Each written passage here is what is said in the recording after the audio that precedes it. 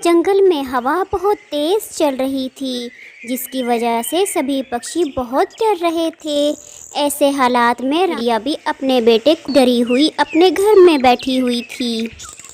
تیز ہوا کے ساتھ ساتھ اس کا گھر بھی بہت زور زور سے ہل رہا تھا۔ مما، مجھے بہت ڈر لگ رہا ہے۔ اتنی تیز ہوا سے اگر ہمارا گھر گر گیا تو ہمارا کیا بنے گا؟ یہ تیز ہوائیں کیوں چلتی ہیں مما؟ ڈرتے نہیں ہیں، ایسے حالات کا مقابلہ کرنا ہی تو بہادری کہلاتا ہے۔ ہمارے پاس تو پھر بھی سرکشت گھر ہے۔ جو ہمارے پہلے بزرگ تھے ان کے پاس تو گھر بھی نہیں ہوتے تھے، وہ تو پیڑ کے اوپر بیٹھ کر ایسے ہی حالات کا مقابلہ کرتے تھے۔ ابھی وہ ماں بیٹا اسی طرح بیٹھ کر باتیں کر ہی رہے تھے کہ تیز ہوا کے جھونکے سے ان کا گھر گر جاتا ہے اور وہ دونوں ماں بیٹا بیٹھ کر رونے لگ جاتے ہیں۔ مما، وہی ہوا جس کا ڈر تھا، ہمارا گھر ٹوٹ گیا۔ اب اتنی سرد ہوا میں ہم کیا کریں گے؟ روتے کیوں ہو؟ پریشان ہونے کی کیا بات ہے؟ میں ہوں نا تمہارے ساتھ، اور میرے ان پکشیوں سے بہت اچھے تعلقات ہیں۔ تمہیں پتہ ہے نا میں ہر کسی کی مدد کرتی ہوں مشکل وقت میں، تو ہماری بھی کوئی نہ کوئی ضرور مدد کرے گا۔ بلکہ ہم تو کبوتر کے پاس چلتے ہیں۔ جب کبوتر اس جنگل میں آیا تھا تو اس کے پاس رہنے کے لیے گھر بھی نہیں تھا۔ میں نے اس کو اپنے گھر میں کئی دن رکھا اور اس کو بھوجن بھی دیا تھا اور اس کا گھونسلہ بھی اس کے ساتھ بنوایا تھا۔ اب ہم اس کے پاس چلتے ہیں کیونکہ اب ہمیں اس کی ضرورت ہے۔ ہاں بالکل مما، کبوتر انکل کی تو آپ سے بہت اچھی دوستی بھی ہے نا۔ ہاں ٹھیک ہے، ہم ان کی طرف چلتے ہیں۔ اور پھر چڑیا اور اس کا بیٹا کبوتر کے گھونسلے کی طرف چلتے ہیں۔ اچھا ہوا آج میری پتنی اپنی ماں کے گھر چلی گئی، اگر وہ بھی یہاں ہوتی تو اس کے وزن سے تو یہ گھونسلہ ٹوٹ ہی جانا تھا۔ میرا گھونسلہ بہت کمزور ہو گیا ہے، میں بارش کے بعد دوبارہ بناؤں گا، اس ہوا سے میرا گھونسلہ ٹوٹ نہ جائے۔ کبوتر کا گھر کمزور تھا۔ کبوتر ابھی یہ سوچ ہی رہا تھا کہ وہاں پر رانیا اپنے بیٹے کو ساتھ آ جاتی ہے۔ کبوتر بھیا، اس تیز ہوا کی وجہ سے میرا گھونسلہ ٹوٹ گیا ہے۔ مجھے آج کی رات اپنے گھر میں جگہ دے دو۔ میرا بیٹا اور میں باہر سرد ہوا میں نہیں رہ سکتے۔ میں تمہیں جھوٹ نہیں بول رہا ہوں، میرا گھر تو پہلے ہی بہت کمزور ہے اور یہ گرنے والا ہے۔ میں تو شکر کر رہا تھا کہ میری پتنی اپنے میکے چلی گئی ہے، جس کی وجہ سے اس گھونسلے نے میرا وزن برداشت کیا ہوا ہے۔ اس میں میرے علاوہ اور کوئی پکشی نہیں بیٹھ سکتا۔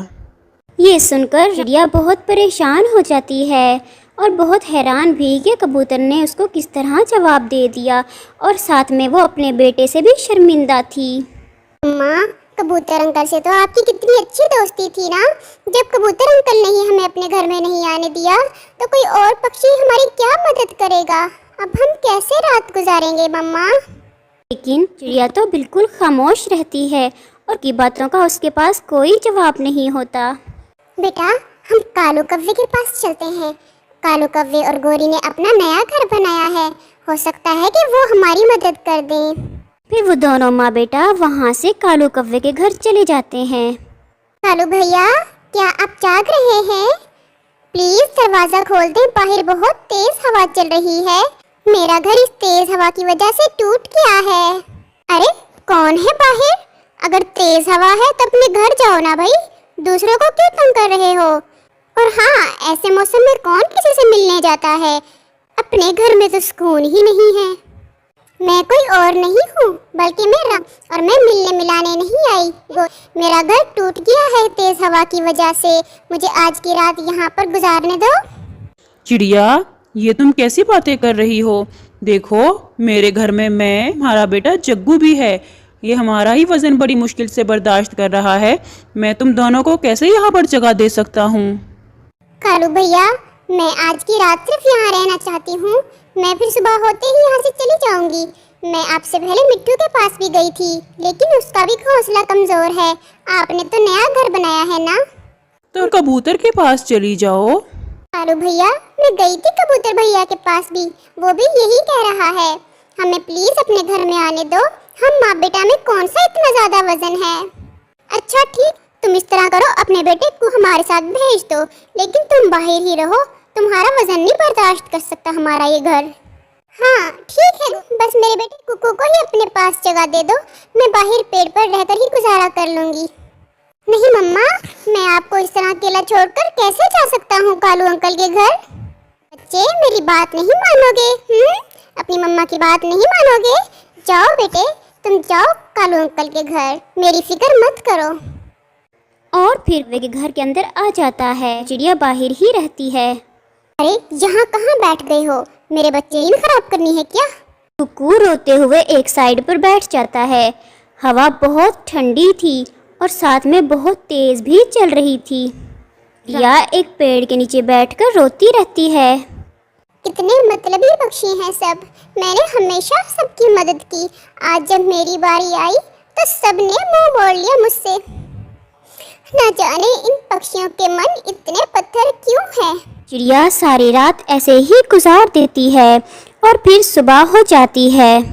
चिड़िया अपने बेटे कुकू को लेने के लिए कालू कौवे के घर जाती है। मेरा बेटा उठा नहीं है अभी, उसको उठा दो, मैं उसको साथ लेकर जाऊंगी। हमने अपना नया घर भी बनाना है। चिड़िया, कितने दिनों में तुम्हारा घर बन जाएगा? 2-3 दिन तो लग ही जाएंगे। मैं सोच रही थी कितनी मुश्किल से तुमने रात गुजारी होगी, मुझे तुम पर बड़ी दया आ रही थी। चलो ऐसे करो, 2-3 दिन हमारे घर गुजार लो, लेकिन एक शर्त है। आपका बहुत बड़ा एहसान होगा अगर तुम 2-3 दिन मुझे अपने घर गुजार लेने दो, क्योंकि 2-3 दिन में मेरा घर बन जाएगा। लेकिन शर्त क्या है तुम्हारी?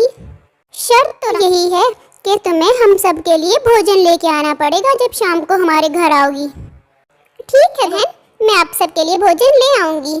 माँ, रात तो बहुत ज़्यादा ठंडी थी ना, बहुत ज़्यादा सर्दी थी रात को। पता नहीं आपने रात कैसे बाहर गुजारी होगी।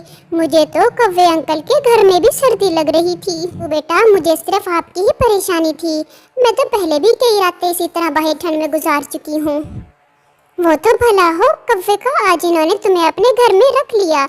हुआ है कि 2-3 दिन हम और उनके घर में रह सकते हैं, लेकिन हमें हर रोज़ उन सब के लिए भोजन लेकर जाना पड़ेगा।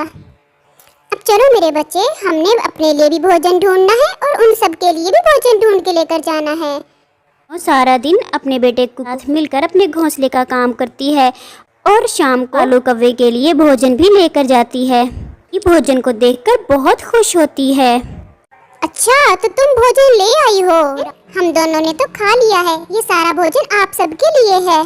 सब भोजन खाते हैं और फिर सो जाते हैं। सुबह हो जाती है। बहन, मैं अपना घोंसला कल तक मुकम्मल कर लूंगी, इसलिए मैं सिर्फ आज की रात ही तुम्हारे घर रहूंगी और कल से मैं अपने ही घर में रहूंगी। चिड़िया का घोंसला बन गया तो ये तो फिर हमें भोजन भी नहीं ला कर देगी। अच्छा खासा हमें घर बैठे बिठाए भोजन मिल रहा है। हमें इसके घर रहने से क्या फर्क पड़ता है? बेचारी एक कोने में तो सो जाती है। इसका घर नहीं बनना चाहिए। हाँ कालू, मैं तो कहती हूँ जैसे ही इसका घर बन जाएगा हम उसको आग लगा देंगे और फिर देखना ये दोबारा हमारे पास आएगी और इस तरह हमें घर बैठे बिठाए भोजन मिलता रहेगा। मिलकर अपने लिए एक खूबसूरत और मजबूत घर बना लेते हैं।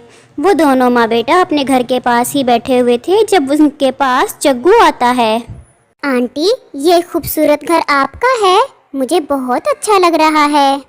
हाँ जग्गू बेटा, ये मैंने और आपके भैया ने मिलकर बनाया है। आंटी, मुझे इस नए घर में रहने का बहुत मन कर रहा है। क्या मैं थोड़ी देर खेलूं आपके घर? हाँ बेटा, तुम खेल सकते हो। मैं और जग्गू तो जा रहे हैं नदी पर पानी पीने। तुम पीछे से किसी चीज का नुकसान मत करना। नदी पर पानी पीने के लिए चले जाते हैं और जग्गू उनके घर में खेलते खेलते सो जाता है। कालू, मैंने अभी देखा है कुकू के साथ पानी पीने गई है शायद। चलो उसके घर को जाकर आग लगा देते हैं। और फिर कालू के घर की तरफ चले जाते हैं और उसके घर को जाकर आग लगा देते हैं। अभी वो आग लगा ही रहे होते हैं कि वहाँ पर चिड़िया अपने बेटे के साथ आ जाती है। कौवे भैया, ये आप क्या कर रहे हो? मेरे घर को आग क्यों लगाई है आपने? मैं बताती हूँ हमने क्यों आग लगाई है तुम्हारे घर में। मैं चाहती हूँ कि तुम अपने लिए भी भोजन लेकर आओ और हमारे लिए भी, और हमारे ही घर में रह लो नौकरानी बनकर। तुम्हें क्या जरूरत है अलग घर बनाने की? और दोबारा कोशिश भी मत करना, क्योंकि हम फिर आग लगा देंगे। तुम्हारा बेटा जग्गू सोया हुआ था मेरे घर में। और कालू कौवा बहुत परेशान हो जाते हैं और रोने लग जाते हैं, लेकिन आग बहुत तेज हो चुकी थी। अब उसको बुझाना उनके बस की बात नहीं थी।